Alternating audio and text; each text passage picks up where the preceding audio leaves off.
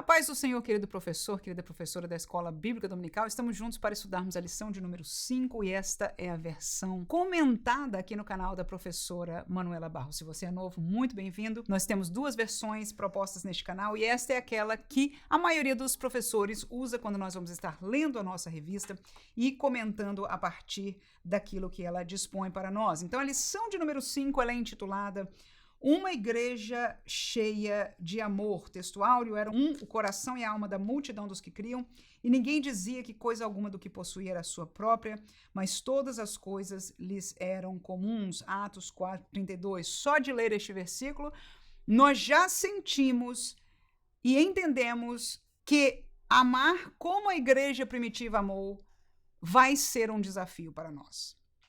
A grande pergunta não é se é um desafio ou não, não só isso, mas as outras coisas que nós temos aprendido desta igreja mãe, que deveria ser a nossa mãe, o nosso referencial para seguir os seus passos.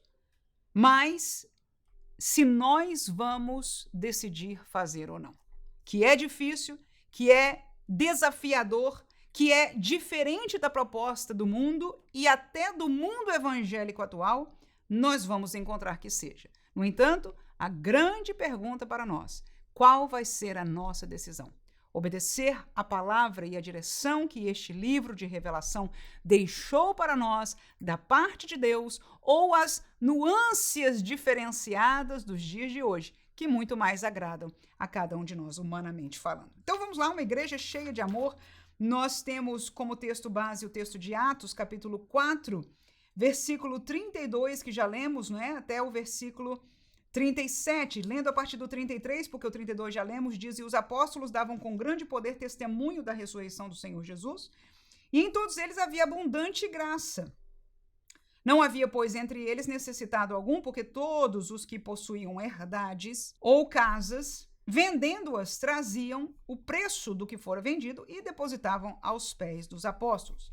E repartia-se a cada um segundo a necessidade que cada um tinha. Então, José, cognominado pelos apóstolos Barnabé, que traduzido é filho da consolação, levita natural de Chipre, possuindo uma herdade, vendeu-a e trouxe o preço e depositou aos pés dos apóstolos. Então está aí diante de nós a leitura bíblica em classe e nós vamos partir já para a introdução da nossa lição, caminhando no seu comentário. Nesta lição, diz o pastor José Gonçalves, veremos como o amor de Deus se manifesta numa igreja genuinamente cristã.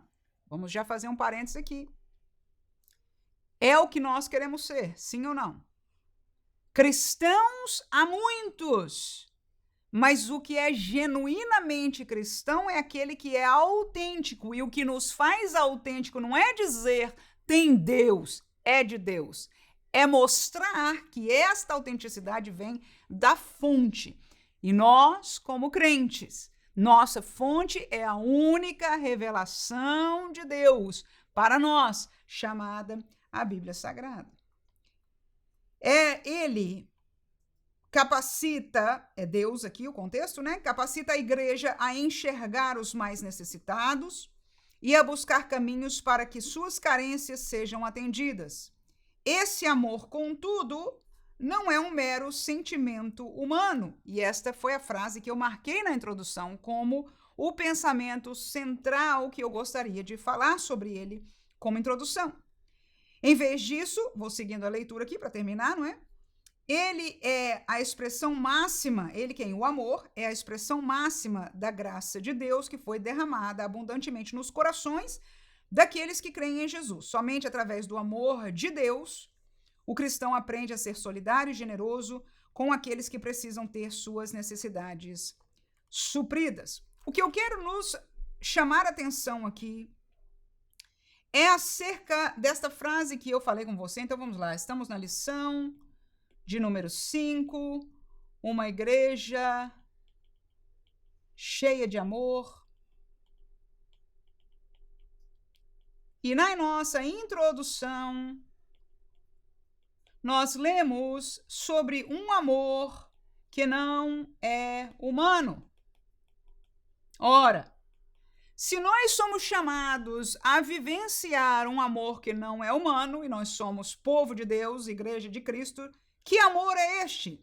É o amor de Deus. Ora, na nossa lição regular, que é a que eu uso para o ensino pessoal meu, né? Eu faço este roteiro, 3 tópicos, 3 subtópicos, o link para esta outra aula está na descrição do vídeo, né? Então eu vou tratar dos 3 tipos de amor que existe na vida. E quando eu falo de 3 tipos de amor, é que o que nós em português chamamos amor, há 3 palavras que estão descrevendo 3 diferentes vertentes dele na língua original, na língua grega. Então, o amor de Deus, que é o que nós vamos falar aqui de não ser humano, é o chamado amor ágape. Ok? O amor ágape. No entanto, existe o amor eros, que nós conhecemos, que atrai um homem por uma mulher e vice-versa. Este é um tipo de amor, e quando se refere a ele na língua grega, se fala de eros e não de ágape. A mesma realidade existe para o amor fileu, que é o amor de amizade, é o amor familiar. É um amor com que a sociedade se ama, vive em comunidade, porque este amor é natural do ser humano, pode ser vivido por cada um que é ser humano, nós temos essa capacidade de amar, mas ele não é um amor cuja proveniência é de Deus. Então, quando nós introduzimos esta lição, nós somos levados a reforçar a existência de um amor diferenciado do fraternal.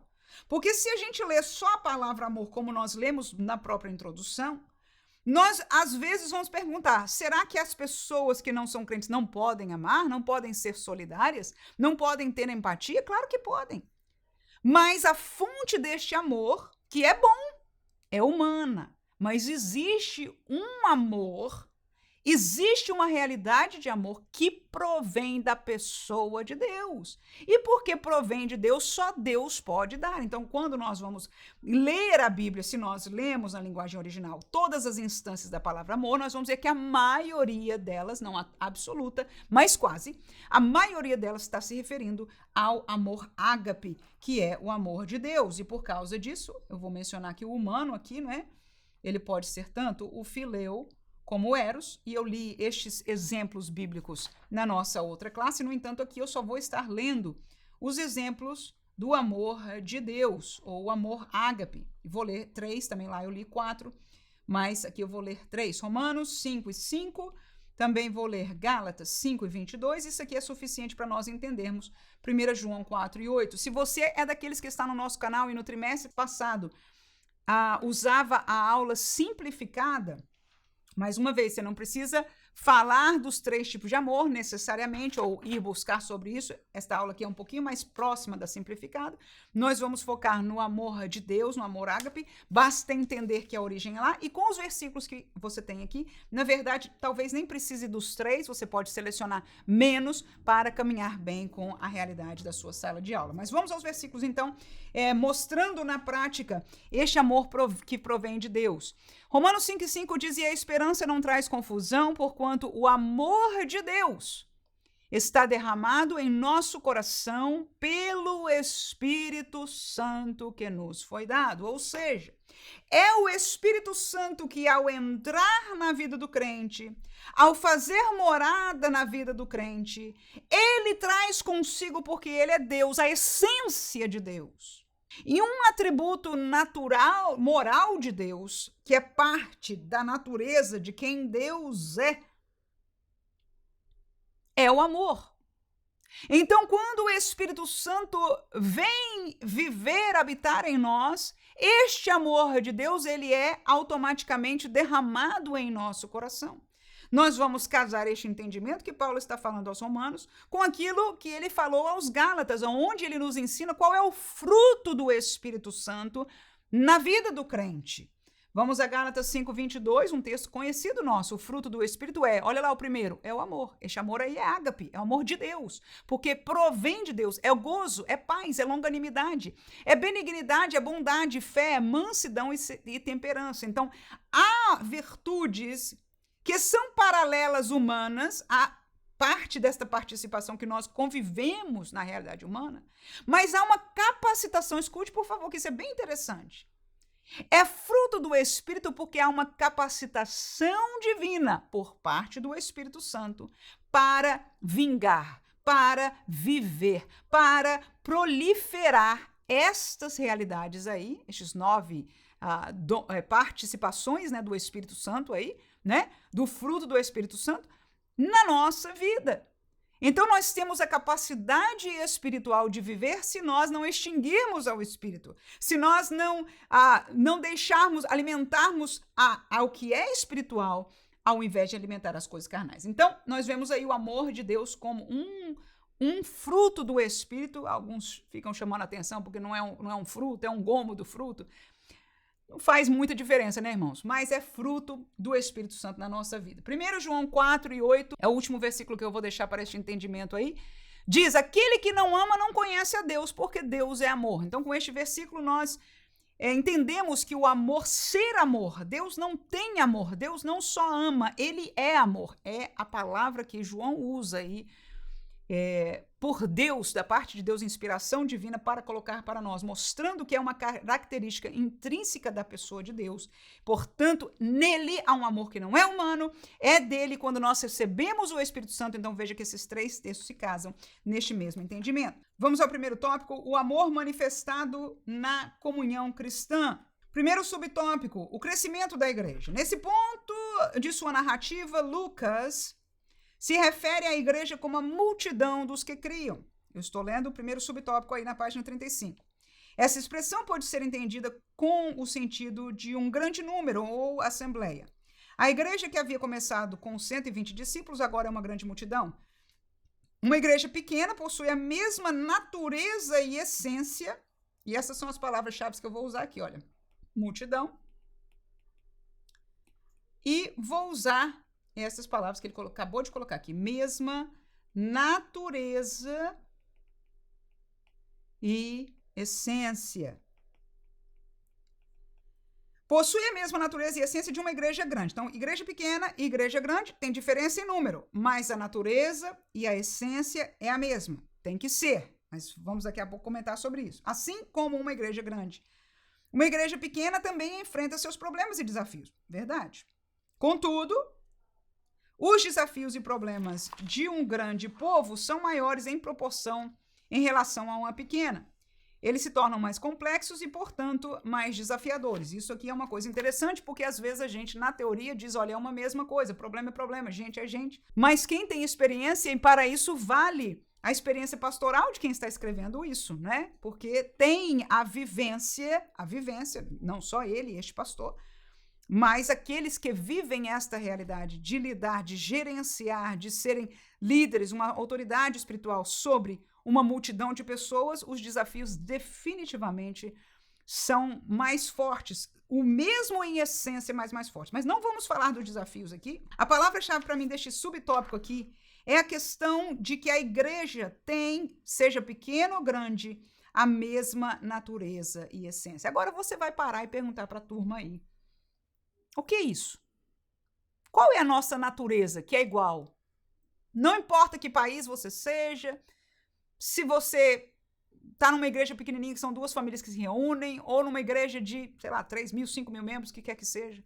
Qual é a natureza e a essência que nos une da igreja? Diga aí, por favor. Falando de natureza, qual é a nossa natureza? A gente tinha uma antiga, vamos lembrar a Bíblia aí? A gente tinha uma antiga natureza que nós éramos o quê? Trevas, lembra disso? Aí já ajudei, né? Qual é a nova natureza que nós temos? É luz. Então, a primeira coisa da natureza é que nós somos nascidos de novo. Nós somos luz. E você pode ler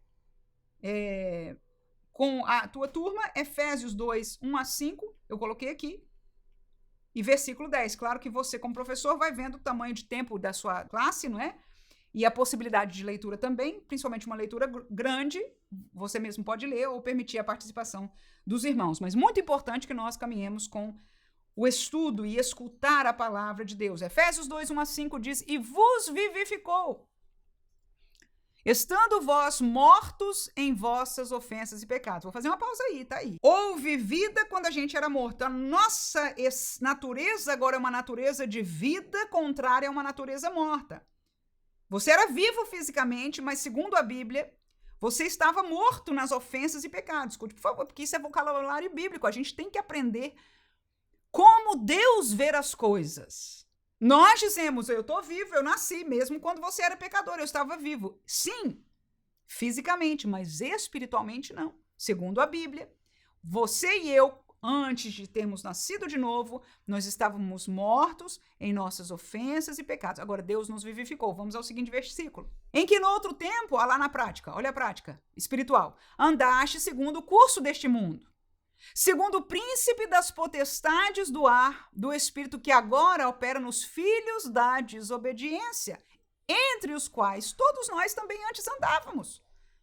Andávamos nos desejos da nossa carne, fazendo a vontade da carne e dos pensamentos, e éramos olha a palavra aí aparecendo, por natureza, filhos da ira como os outros também. Mas Deus, que é riquíssimo em misericórdia, pelo seu muito amor com que nos amou, estando nós ainda mortos em nossas ofensas, nos vivificou juntamente com Cristo, pela graça sois salvos. Eu vou saltar para o versículo 10. Diz, porque somos feitura sua, criados em Cristo Jesus, para as boas obras, as quais Deus preparou para que andássemos nela. Então veja com isso aqui, que a nossa natureza é diferenciada, mas é única. Todos nós na igreja grande ou pequena deveremos ser luz, devemos ter deixado uma natureza que amava o mundo, que pertencia ao mundo, que seguia os prazeres da carne e do pensamento. Quem viu isso aí no texto, por favor, diga amém. E que agora, por causa da natureza que nós já aprendemos do Espírito derramado em nós, o Espírito habita em nós, esta natureza agora espiritual, viva dentro de nós, vai tentar proliferar. A não ser que a gente faça algo contrário, o Espírito Santo vai frutificar aquelas coisas que a gente acabou de ler em Gálatas 5:22, entre elas o amor. E aí terminou o texto de Paulo aos Efésios, dizendo, agora a gente é feitura de Deus.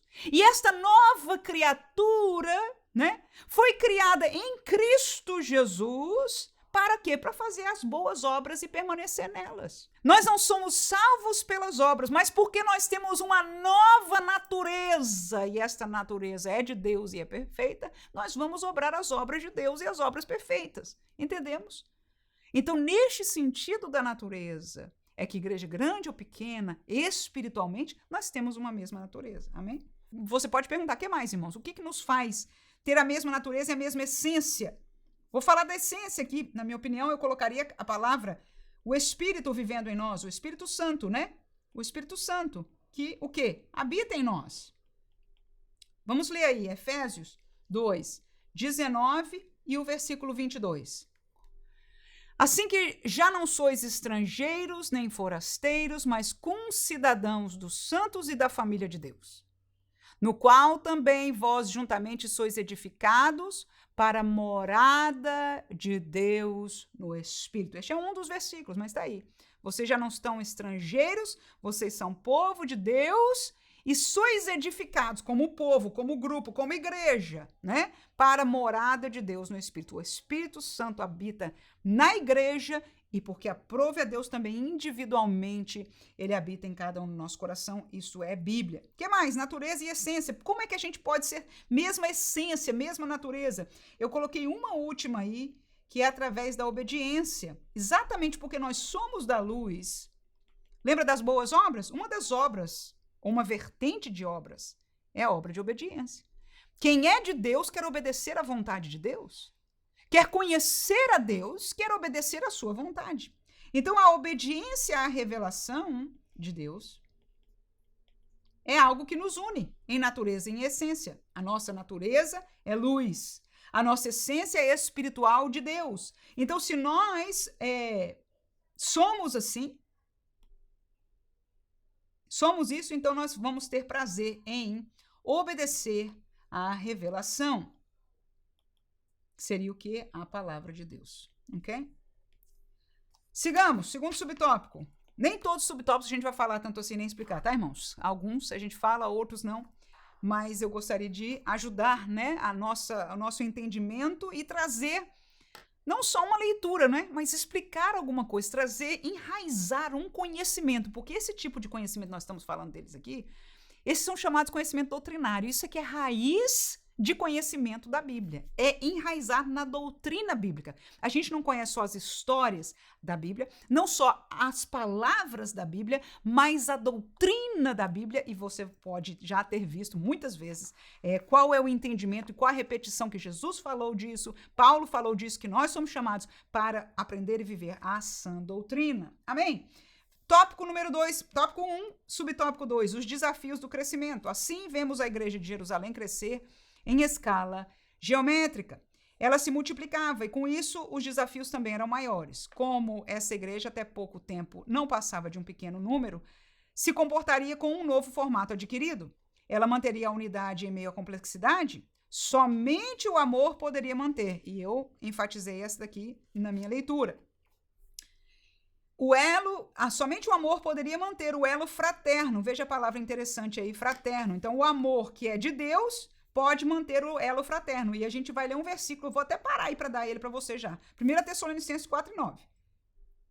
Você vai ver exatamente estas palavras do nosso comentarista num texto bíblico. 1 Tessalonicenses 4:9 diz o seguinte: quanto, porém, ao amor fraternal, tá aí. É o dia a dia com os irmãos, é compartilhar as coisas, é solidariedade, são coisas humanas, do lidar de seres humanos. Não necessitais, diz o apóstolo aos Tessalonicenses, que vos escreva, visto que vós mesmos estáis instruídos por Deus, que vos ameis uns aos outros. Ou seja, este segundo amor, quando você vai no original, você encontra este segundo como ágape. Ou seja, se vocês já aprenderam a amar o amor de Deus, o amor fraternal é uma consequência natural. Tá aí.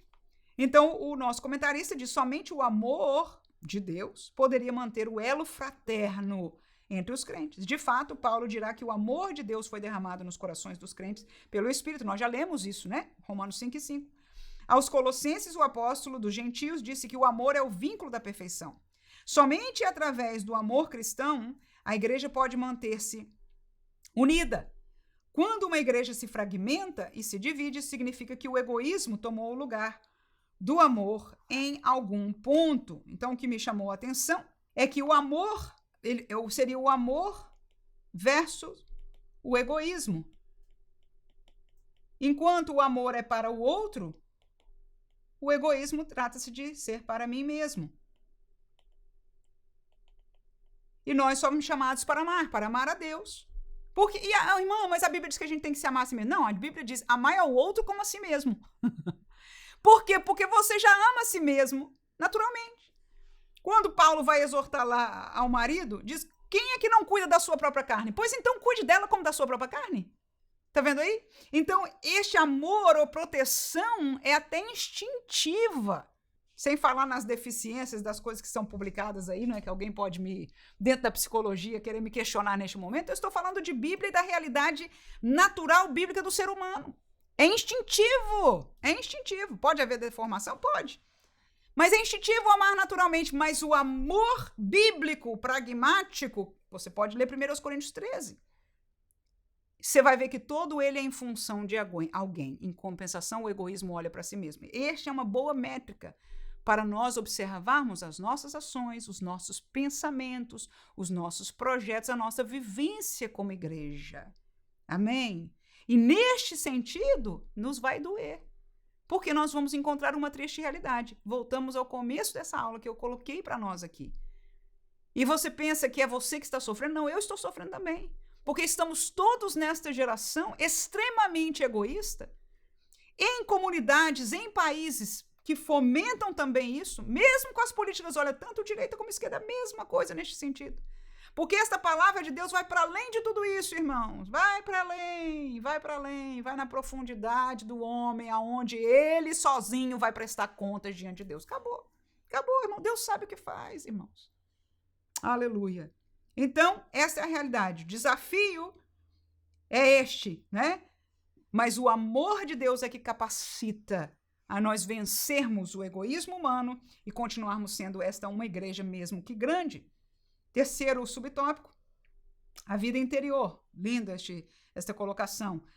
A expressão era o coração e a alma, que é o versículo 32 ali, né, que é inclusive o texto áureo, mostra a igreja em sua essência, revelando a união interna. Isso mesmo, união interna. Era o coração e a alma. Essas são realmente as palavras-chave aí, né? Coração e alma. Vamos ler aqui, depois a gente comenta isso aí. O Espírito Santo capacitou poderosamente os cristãos para cumprir a missão fora da igreja, para a tarefa do evangelismo, mantendo os crentes unidos internamente. Então, ele coloca como terceiro subtópico a vida interior, mostrando a partir deste versículo, era o coração e a alma. Como pode ser?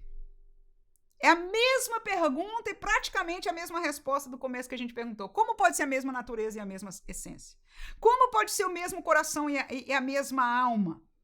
Vamos chamar o coração de sentimento, emoções, e vamos chamar a alma área da razão. A alma opera as duas coisas, o sentimental e o racional. E o coração, como a alma, é a mesma realidade. Então vamos colocar essas duas coisas aqui. Como é que nós podemos, todos os crentes, terem o mesmo sentimento e a mesma razão? Olha, Paulo fala disso, irmãos, se não me engano, é os Filipenses. Ele diz, irmãos, sintamos todos uma mesma coisa, até onde chegamos, vamos andar da mesma maneira. Ou seja, ele está falando a mesma coisa. Na prática e no sentimento, vamos andar de igual maneira. Eu vou colocar duas palavras aqui para você. Mesma fé. Primeira delas, mesma fé. Mas uma fé racional. Esta fé racional, ela caminha com a obediência. Só assim nós seremos unidos. E é fácil, irmão. Sabe por que não fica fácil? Porque nós que não queremos obedecer. Se a fé racional, e o que é fé racional? É ler a revelação, é crer na revelação pela fé, porque ela é uma revelação espiritual, constada através de histórias, através de pregações, através de orientações, através de puxões de orelha no melhor dos sentidos. É uma revelação, é a revelação de Deus. Se nós cremos nisso, estamos de bom começo. Temos fé na revelação de Deus, na palavra de Deus. Ela é racional porque nós a entendemos. Ela pode não fazer muito sentido com a realidade do mundo, mas nós a entendemos pela razão. Isso é palavra bíblica também. Mas quando nós votamos, quando nós temos um compromisso para com a revelação de Deus e com o Deus da revelação, então qual é a nossa parte do compromisso? É obedecer. Quem crer e obedece, confessa e se arrepende e entra e anda no caminho, vai encontrar a salvação. Então, se nós temos como mundo cristão a mesma fé racional, ou seja, nós cremos como base na mesma palavra e somos obedientes a ela, votamos e nos esforçamos para a obediência, a união me parece consequência natural. Agora, se racionalmente, eu não entendo bem assim, você sabe, né? Na prática isso não funciona muito bem, não precisa obedecer tanto, e etc. Ou até, para ser bem mais tranquila com as coisas, não apertar demais, muitos desconhecemos. É até melhor não conhecer. Porque você não conhece, não tem que obedecer, né? Enfim, é por isso que alguns púlpitos são tão seletos naquilo que prega. Não pode pregar a Bíblia inteira, porque se pregar a Bíblia inteira seria um problema. Vamos descobrir que estamos em desobediência, né? Tá igual aquele texto lá do rei que achou a palavra. Lembra disso? A palavra, o livro da lei estava perdido por anos e anos, né? De repente, chega um correndo lá e diz, achamos. Chega para o rei, achamos o livro da lei. Ele diz, traz lá atrás e manda ler.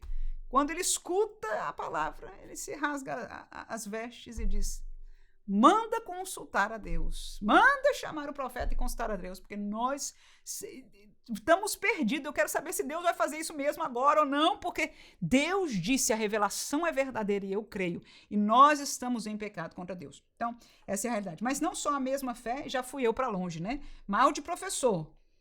Graças a Deus que é mal de professor que ama a palavra. Glória a Jesus. Assim que os irmãos, desculpe aí, fui longe, mas às vezes Deus fala assim mesmo. Tem uma coisa, posso fazer outro parênteses aqui?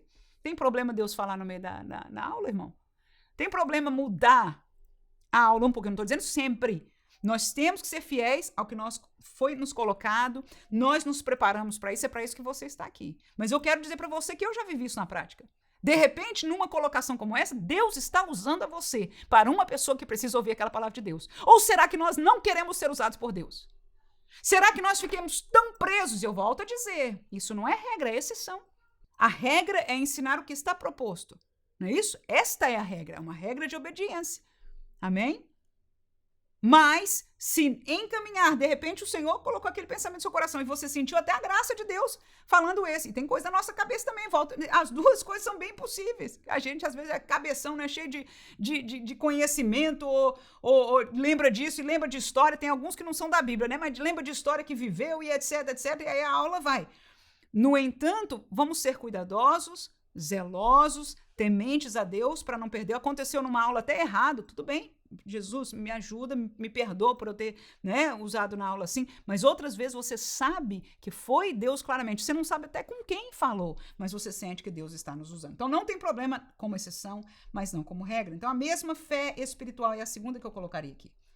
Como nós teremos um mesmo coração e uma mesma alma? A mesma fé racional e a mesma fé espiritual, que nós vemos evidenciada por aquilo que nós buscamos. Eu nem vou botar aqui as prioridades, que a prioridade vem junto com a obediência.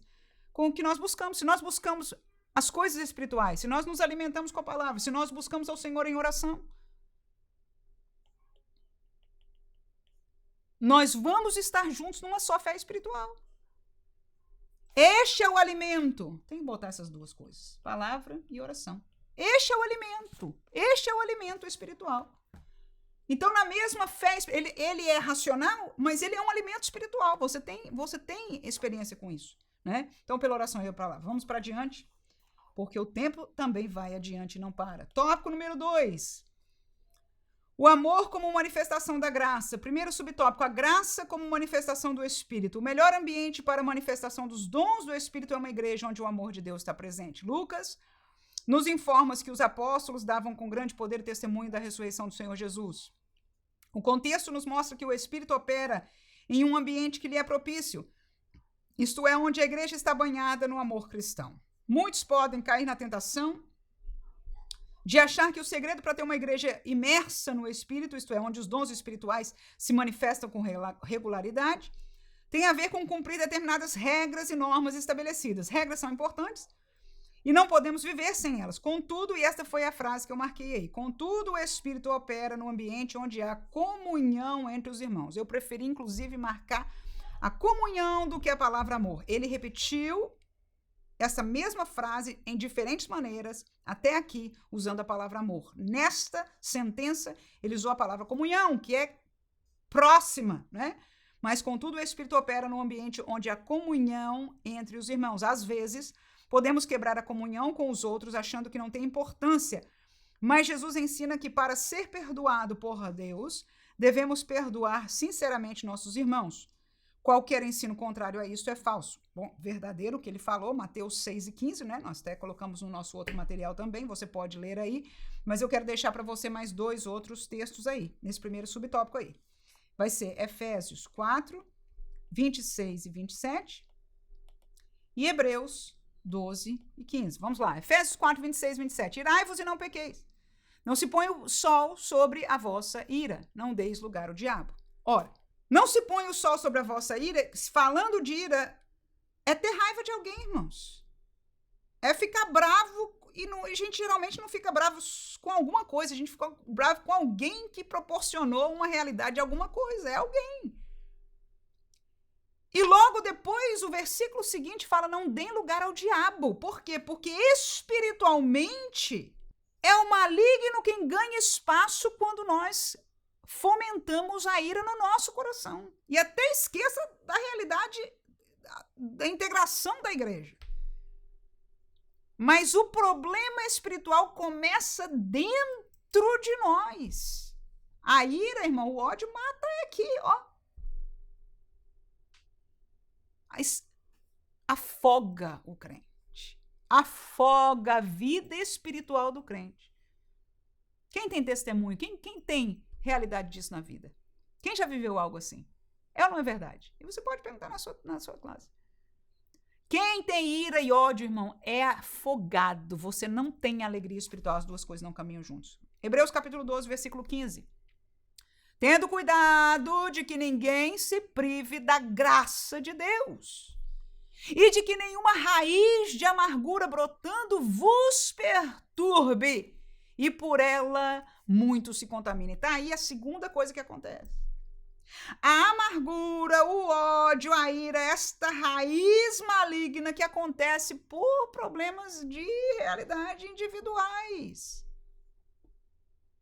Mas que nós deixamos se pôr o sol sobre ela. Não clamamos, não rogamos, muitas delas são setas espirituais. E o apóstolo lá falou, não deem lugar ao diabo, são setas espirituais. E aqui você escuta no texto bíblico, será que nós tememos ainda a Bíblia, essa palavra de Deus? Claro que sim. Ele diz, olha, vai brotar, deixou-se pôr o sol, vai brotar, vai brotar. Na hora que caiu, já começa a brotar toda coisa viva no mundo natural e no mundo espiritual. Começa a brotar. Ele diz, olha, vai brotar e vai perturbar a você. Tá aí. Vos perturbe, ou seja, vai perturbar a sua vida. Ninguém tem paz com ódio no seu coração, com angústia no coração. Não tem paz. Uma vida de crente perturbada. E por ela, por esta raiz, muitos vão se contaminar. Porque quando você abrir a boca, diz a Bíblia que a boca fala do que está cheio o quê, irmão? Então, se o coração está brotando isso, você pode estar falando de outra coisa, mas a virtude espiritual vai sair isso. Por isso que é uma desgraça, e é uma desgraça espiritual. Que Deus nos guarde em nome de Jesus. Para que a graça seja a manifestação do Espírito, nós não podemos ter divisão, nós não podemos ter ódio, não podemos deixar a comunhão espiritual e fraternal se quebrar. Oportunidades para isso acontecer sempre vão existir. E tem uma coisa, porque é uma seta espiritual, você já pode imaginar quem é que tem interesse.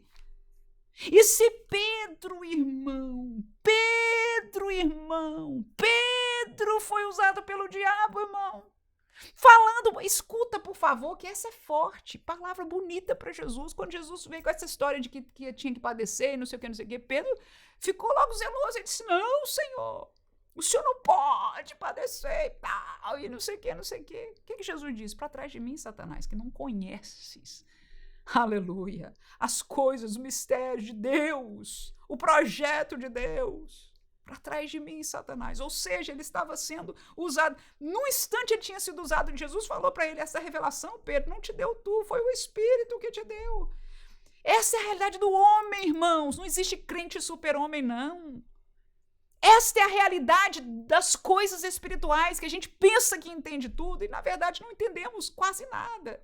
Então, vamos ser obedientes. Nós temos que ter e proteger a comunhão a todo custo. E na hora que a seta vier, nós temos que romper com ela pelo sangue de Jesus, fazendo a nossa parte, pedindo perdão. E quando não funcionou, não caminha assim, através do jejum, para que a comunhão da igreja, dos irmãos entre si, é um mistério de Deus. É um mistério de Deus. Isso aqui daria uma aula só nisso. A graça como favor imerecido, é o subtópico 2.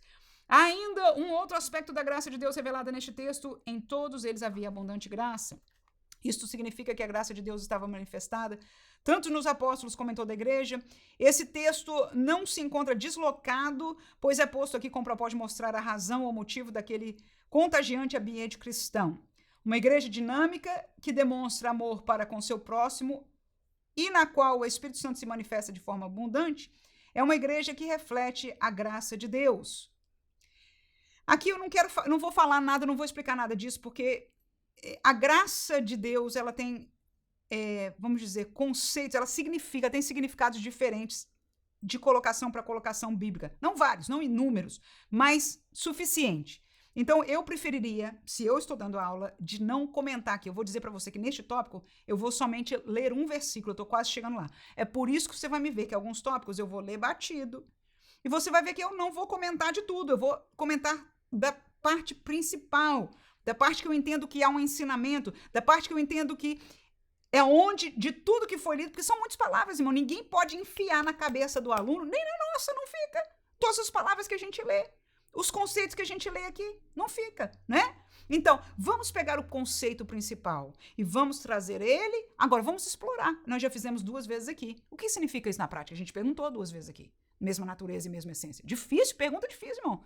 Teólogo que teria problema de responder. Imagina, se na sua sala de aula tiver alguém que tem uma ideia sobre isso, tá abençoadíssimo. Porque é assunto difícil, mas que nós assim vamos acrescentando à nossa vida e aos nossos alunos, enraizando na sã doutrina do Senhor. Então, eu estou explicando por que eu estou lendo tão rápido e por que eu não vou estar explicando frase por frase, porque eu não entendo que seja a melhor maneira para trabalhar na sala de aula. Na Bíblia, estou no meio lá do parágrafo, lá de cima da página 37.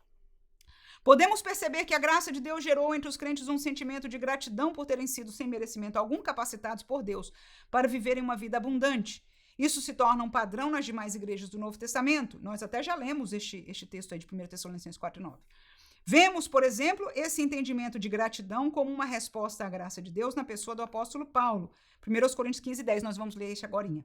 Somente a graça gera tamanho sentimento de gratidão. Então, eu quero ler este texto aí com você, tá? Ó, é o que eu leria na minha turma, com a minha turma, se eu tivesse neste ambiente usando essa metodologia. 1 Coríntios 15:10 diz: mas pela graça de Deus sou o que sou, e a sua graça para comigo não foi vã. Antes trabalhei muito mais do que todos eles. Todavia, não eu, mas a graça de Deus que está comigo. Essa daí é bem interessante.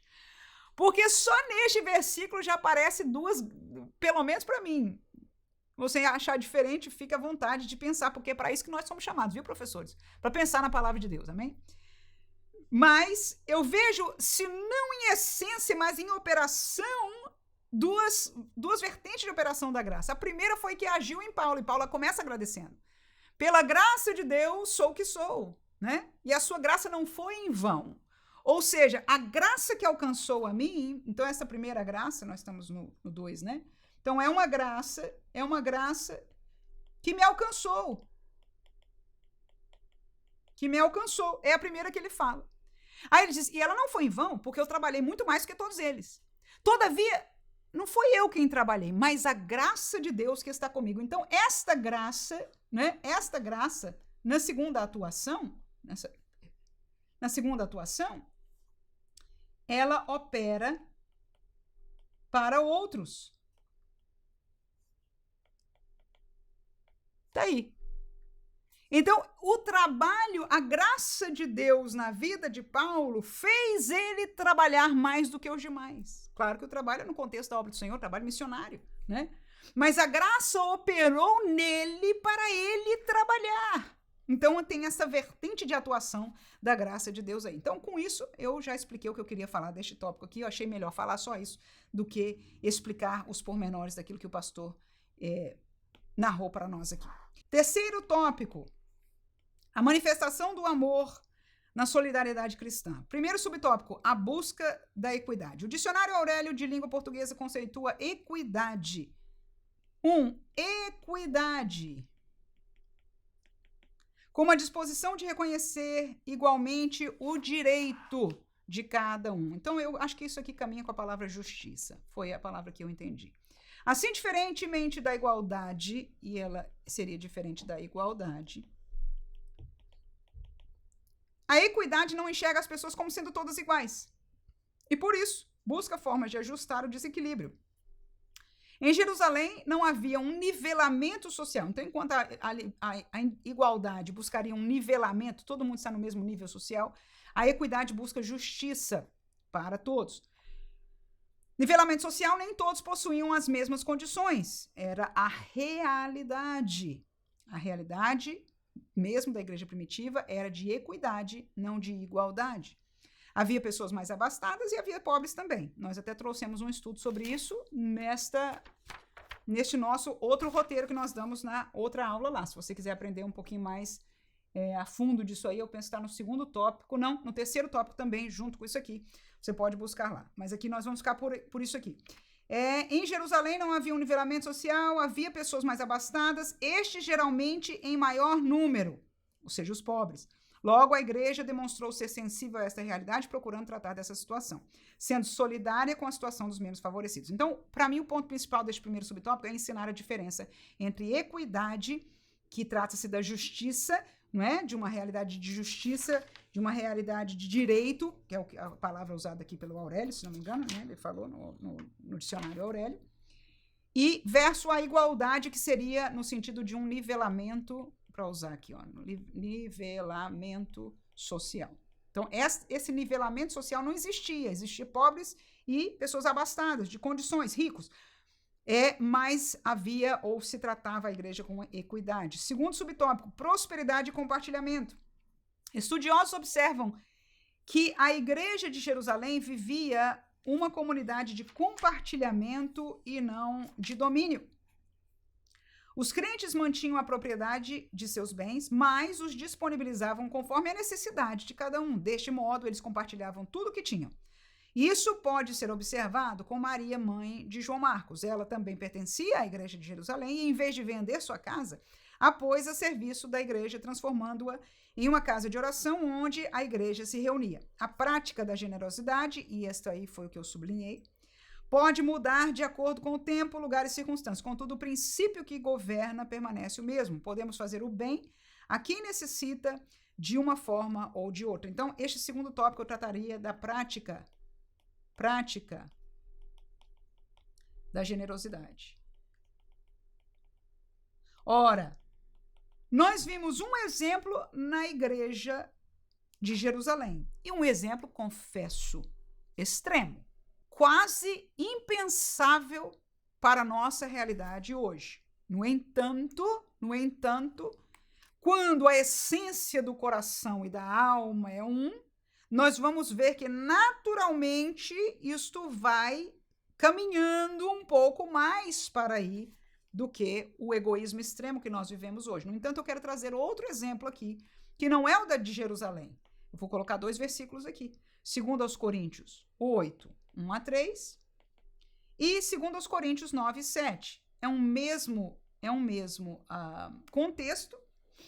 Os irmãos da Judéia estavam com uma necessidade financeira muito grande, e o apóstolo Paulo entendeu de falar dessa necessidade a algumas igrejas, tá?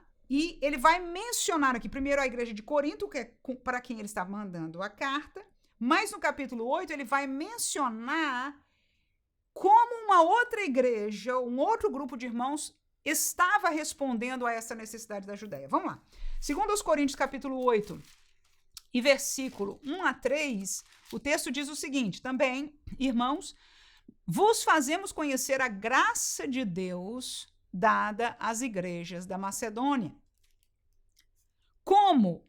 Então ele está mencionando, está ensinando aos Coríntios, dos irmãos de Coríntios, como a igreja da Macedônia tem vivido, dado vazão à graça de Deus. Como, versículo 2, em muita prova de tribulação, ou seja, os irmãos lá estão em tribulação, mas houve abundância do seu gozo, e como a sua profunda pobreza superabundou em riquezas da sua generosidade. Tá aí, olha.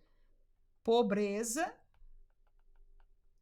generosidade, que é a palavra-chave aqui que nós estamos falando dela. Generosidade. Versículo 3 ainda, porque segundo o seu poder, o que eu mesmo testifico, Paulo falando, e acima do seu poder deram a palavra-chave aí, voluntariamente, que é a próxima palavra-chave do terceiro subtópico aí, tá? Então, o que ele está dizendo? Ele começou a falar desse assunto com a igreja de Corinto e diz, olha, eu já quero dizer para vocês que a igreja da Macedônia está passando, irmãos, tribulação. Está passando, inclusive, pobreza, mas eles, ao ouvir a necessidade, a realidade dos irmãos da Judéia, eles se compadeceram, irmãos. Eles comoveram seu coração e do que pouco que tinha, eles arrancaram o que eu nem acredito. Foi em outras palavras, eu estou falando o que Paulo falou aí. Depois você lê direitinho e entenda com as suas palavras e explique para as suas palavras, porque quem melhor do que você, que lida, né, com o vocabulário, com a realidade da sua turma, pode ensinar a palavra de Deus e traduzir no melhor dos sentidos para o entendimento de cada um. Mas isso aí que está falando. E eles deram voluntariamente. Este foi o testemunho que Paulo deu dos irmãos da Macedônia. Mas no capítulo 9, versículo 7, então ele já vai falar diretamente aí aos irmãos de Corinto.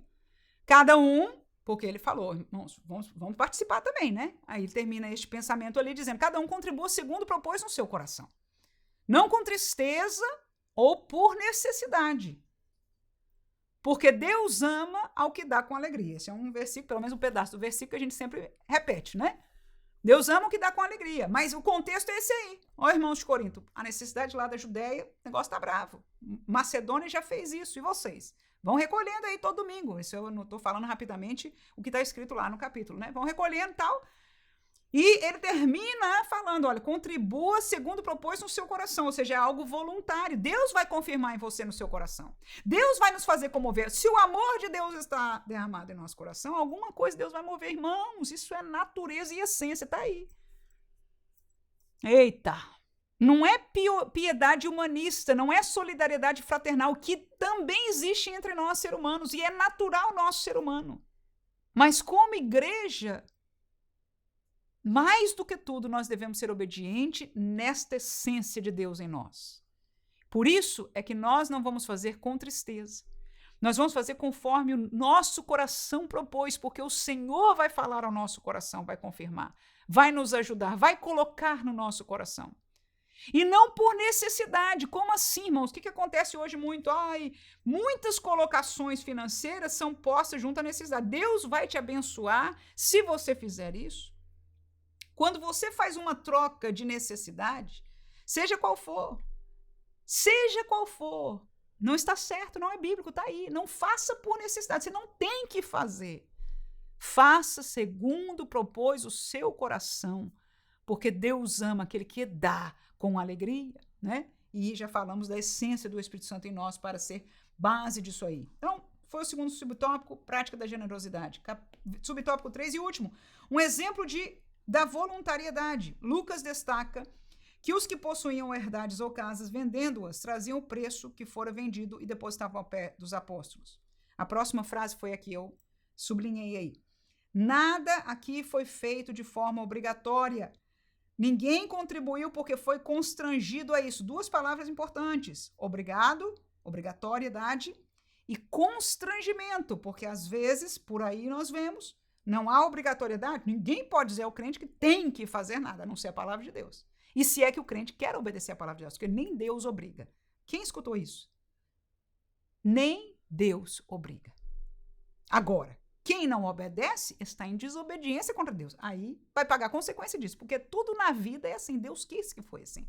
Para que a justiça, escute por favor, que isso é lindo, para que a justiça de Deus seja perfeita, Deus teve que deixar o homem em plena liberdade de escolha sobre todas as coisas da sua vida. Não é que ele não seja soberano. Quem está entendendo aí, diz amém.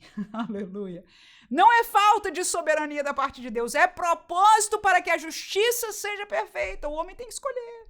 O homem tem que escolher para que Deus aplique a justiça. Quem escolhe a desobediência vai pagar o preço da desobediência. Agora, aquele que escolheu a obediência vai ser obediente ao Senhor e colher dos frutos abençoados da obediência a Ele.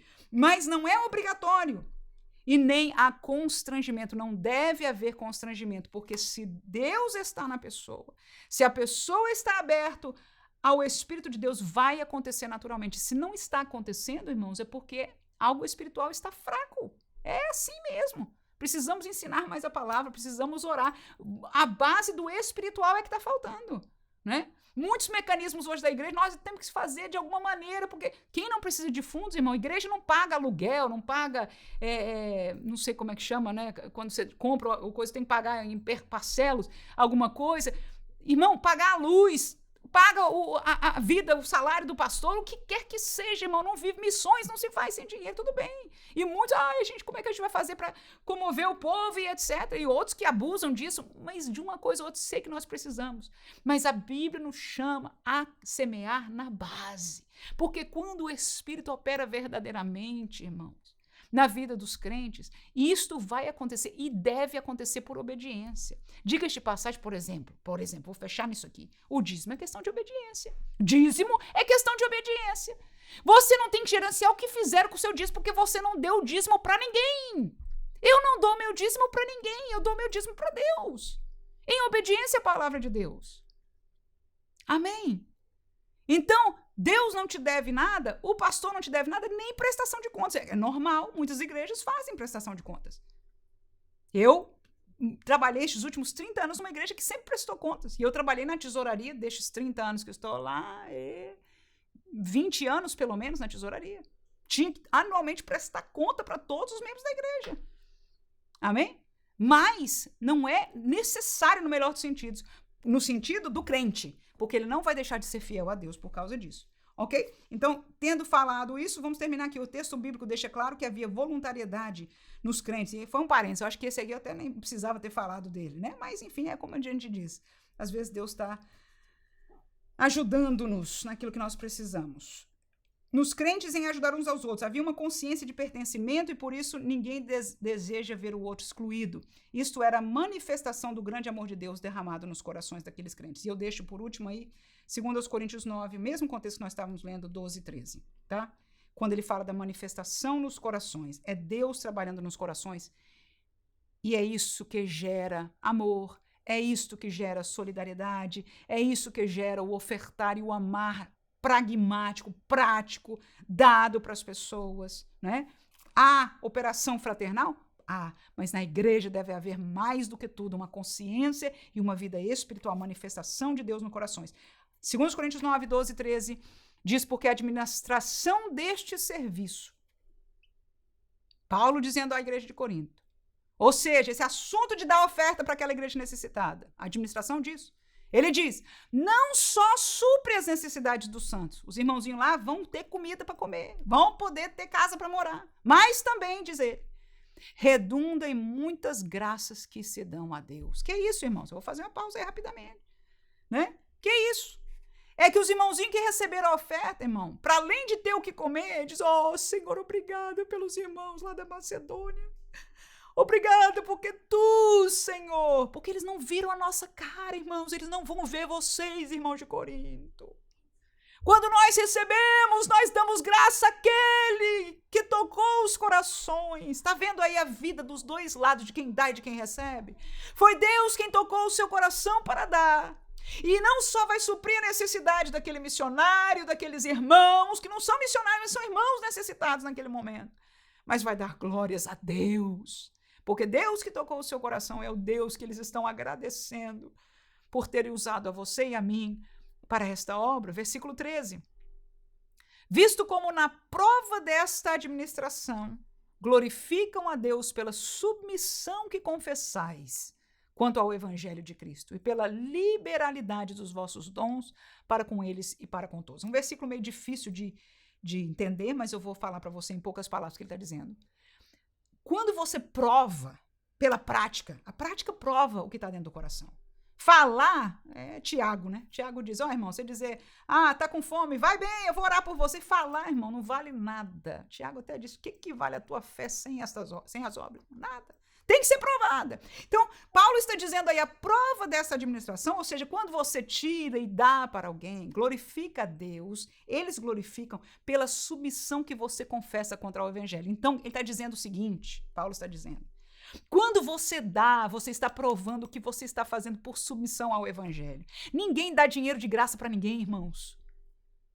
Ninguém dá dinheiro que você ganhou, que te custou para ninguém, irmãos. E olha, até aqueles que recebem por herança, aqueles que recebem, sei lá, por multiplicação, do jeito que seja, ninguém dá para ninguém, mas parece até pelo contrário. Quanto mais tem, mais segura, né?